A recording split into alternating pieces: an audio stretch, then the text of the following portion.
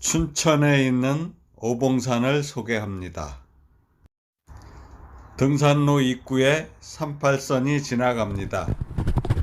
새롭게 뚫린 배우령 터널 입구에서부터 가파른 언덕길을 속보로 걸어가고 있습니다. 옛 길은 용도 폐기가 되어 주차장이나 운전연습장으로 사용되고 있습니다. 배우령 입구에서부터 가파른 경사길이 시작되고 있습니다. 좌측에는 급경사길을 로프를 잡고 올라가도록 하고 있습니다. 길이 가파르고 미끄러워서 걷기가 힘듭니다. 곧이어 너덜길도 나타났습니다. 너덜길을 로프에 의지해서 걷도록 되어 있습니다. 600m의 배우령에서 715m의 일봉까지 바로 치고 올라가는 급경사길입니다. 300m 지점을 지나면서부터는 평평한 흙길이 이어집니다. 낙엽이 푹신하게 덮여 있어서 걷기가 힘들었습니다. 이어서 좁은 등산로를 따라 편안한 길을 갔습니다. 흙길 언덕을 따라가다 보면 준흥선 삼거리에 도착합니다. 13분 걸려서 360m 올라왔습니다. 바위를 돌아서면 바로 일봉 나한봉입니다. 8분 거리에 이봉 관음봉이 있습니다. 이봉은 일봉보다 30m가 낮아 쉽게 금방 찾아갈 수 있습니다. 좁고 평탄한 능선길이 이어졌습니다. 좁은 등산로 양편에 철쭉이 심겨져 있습니다. 5월이 코앞인데 꽃은커녕 싹도 없습니다. 이제 2봉을 지나고 3봉 문수봉을 향해 갑니다. 같은 산에 있는 철쭉도 가지가지인가 봅니다. 문수봉 가는 길엔 철쭉이 탐스럽게 피었습니다. 계속 평평한 능선길을 갔습니다. 중간중간 식생이 파괴되어 헐벗은 구간도 나옵니다.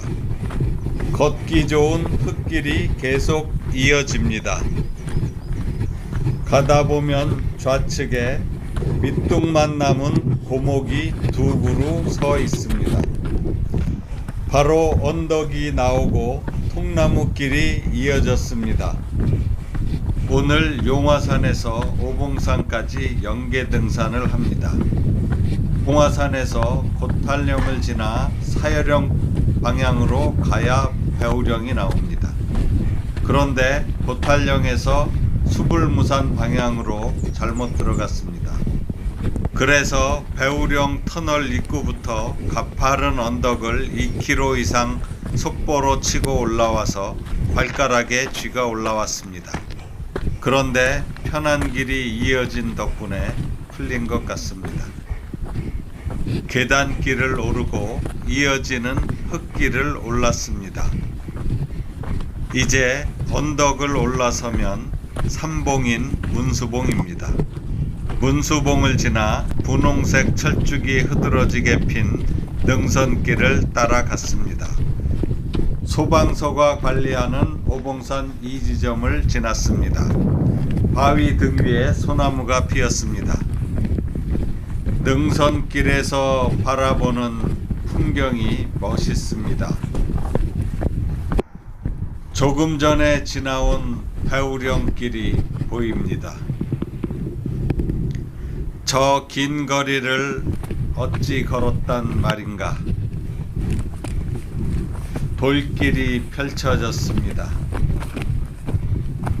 좌측에 펼쳐지는 용화산 풍경이 정겹습니다. 오전에 지나온 아는 길이라 그런가 봅니다. 좁은 바위 능선길이 미끄러워 위태로워 보입니다. 소나무 뿌리가 바위를 감싸고 버티고 있습니다. 고래등 바위인가, 물개 바위인가, 거북이 같기도 하다. 설명이 없으니 알 수가 없습니다. 물개 바위라고 부르고 싶습니다.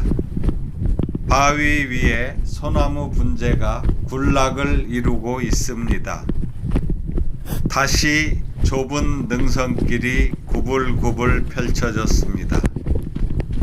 늘어선 소나무가 안전바 역할을 하는 것 같습니다. 이제 우측으로 소양호가 보이기 시작했습니다. 사봉, 보현봉 올라가는 길입니다. 가파른 암릉길을 올라가야 합니다. 로프에 의지해서 암벽을 힘들게 올라갔습니다. 언덕 위에서 소나무가 내려다보며 환영하고 있는 것 같습니다. 유일하게 설명이 있는 청솔바위 표시와 사봉 표시를 확인하지 못했습니다. 바위 위에 멋진 소나무가 있어서 청솔바위인가? 그러면 이것도 청솔바위? 분재를 만들어 놓은 듯 잘 꾸며져 있습니다. 이곳이 사봉인 740m의 보현봉입니다. 암릉 능선길이 소나무와 기암괴석으로 멋집니다. 배우령 터널 방향으로 내려가는 삼거리입니다. 드디어 오봉인 비로봉 올라가는 아래에 서 있습니다. 마지막 난관이 눈앞에 버티고 있습니다. 우측에 뿌리만 있는 고목이 서 있습니다.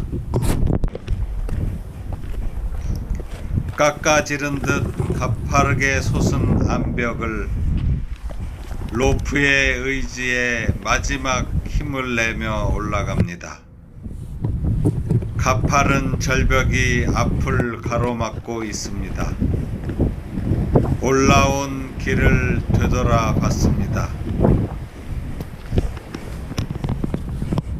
직각의 절벽이 펼쳐졌습니다. 절벽에 보이는 바위 위의 소나무가 신기합니다.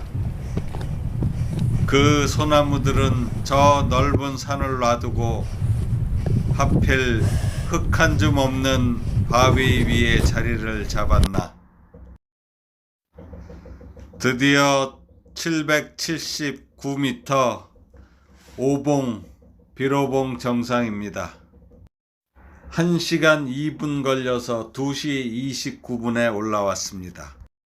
수불무산으로 내려왔을 때는 포기했었는데 말도 통하지 않는 외국인 노동자와 배우령 아래에 사시는 영감님이 차를 태워준 덕분에 목표를 달성할 수 있었습니다.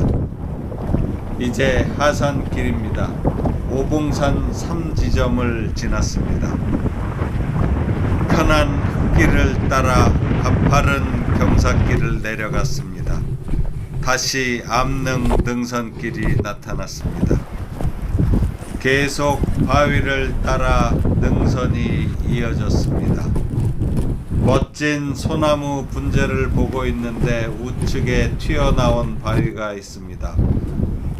촛대바위입니다. 소양호 풍경도 감상하고 내려가려는데 길이 없습니다. 아래를 내려다보니 바위 틈에 계단이 있고 로프가 있습니다. 홈통바위라고도 하고 구멍바위라고도 하는 곳입니다. 가파른 능선 안반길을 따라 내려갔습니다. 조금 내려가니 흙길이 나타났습니다. 부드러운 산등성이 길을 따라 내려갔습니다. 다시 가파른 암릉길이 나와 미끄럽습니다. 계속 이어지는 급경사길을 로프를 따라 내려갔습니다.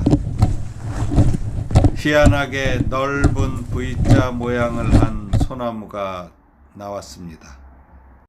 호수의 풍경과 기암괴석이 이어지는 능선길을 멋진 소나무와 함께 즐겼던 오봉산 등산길. 이제 망부석 삼거리에서 청평사 급경사길로 갑니다. 688봉을 넘어서 칼바위와 암릉 지역으로 갈 걸 청평사 급경사길은 너무 위험했습니다. 흙과 돌이 섞인 길을 낙엽이 덮고 있습니다. 길을 확인할 수 없어 미끄러지면 바위가 급경사길을 굴러 떨어집니다. 아주 위험한 상황이 발생됩니다.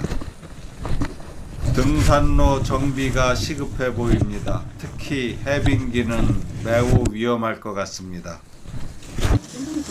내려오는 길도 많이 힘들고 조심해야 합니다. 그중 몇 곳은 바위에 새 발판을 만들어 놨습니다. 평사에 도착했습니다. 시간 여유가 많은 줄 알았습니다. 천천히 여유 있게 사찰 경내를 배회했습니다. 청평사는 고려 사찰로 고려 시대의 설화가 많이 있습니다. 코로나19로 지친 관광객들이 많이 찾아왔습니다.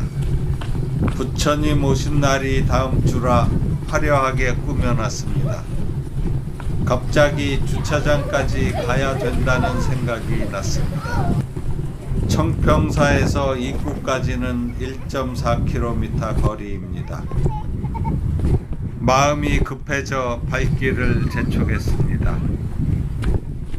내려가다 보니 곳곳에 많은 스토리를 만들어 놨습니다. 청평사는 몇 번 왔었는데 고려사 사찰이라니 무척 생소하게 느껴졌습니다. 전에는 그런 게 전혀 눈에 들어오지 않았었습니다. 시청해 주셔서 감사합니다.